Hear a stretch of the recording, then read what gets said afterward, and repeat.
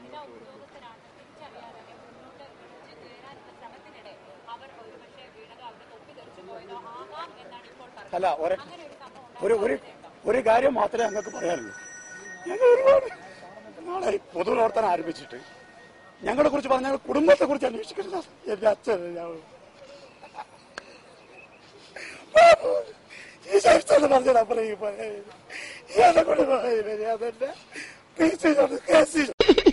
എന്തിനാ കരയുന്നേ?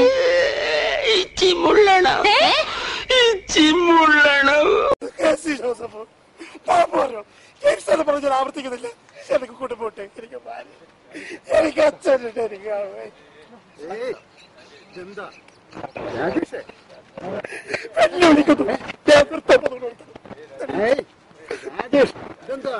നമ്മൾ രാഷ്ട്രീയ പ്രവർത്തകർ